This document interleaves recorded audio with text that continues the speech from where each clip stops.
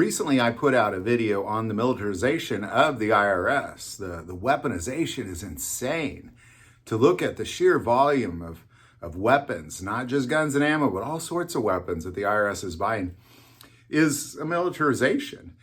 And when I said that that's for domestic use only, somebody said, well, no. In the comments, they said, no, IRS is in Ukraine right now.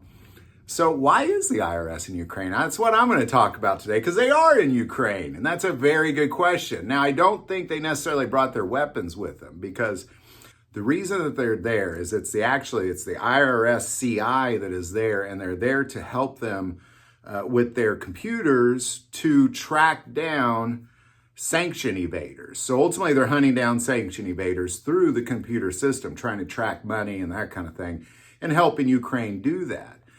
That's why they're there. Now, they do this all over the world, by the way. So when I say that it's for domestic use only, I'm talking about the weapons. But the IRS, they go around the world and they help people track down. They train them on computer policing, so to say.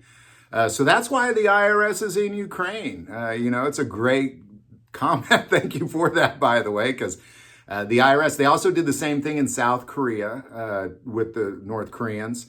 They did the same thing around Russia. They did the same thing with China. Anytime any country is dealing with anybody that's dealing with sanctions, which typically from China, Russia, North Korea, Iran, that kind of thing, they'll go to those countries. They'll be in Europe. They'll be all over Europe, helping them track those things down through the computer. So that's why they're there. They're not there with their military gear. They're there with their calculators, that kind of thing. So, which is really what they should be focusing on here as well, by the way. That the thing that they're focusing on is beyond that. Militarization is just crazy. And I'll put the link for that video below. You should check that out, because I mentioned you should reach out to your congressman and demand that they disarm the IRS immediately.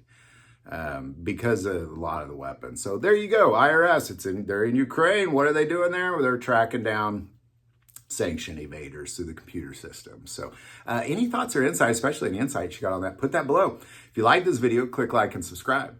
Feel called to support this channel with Patreon. That link is also below. But the most important part of this channel is we take prayer requests. So please don't ever hesitate to send that in. Thank you for watching this episode of God, Family, and Guns. And as always, love God, love your family, and love guns.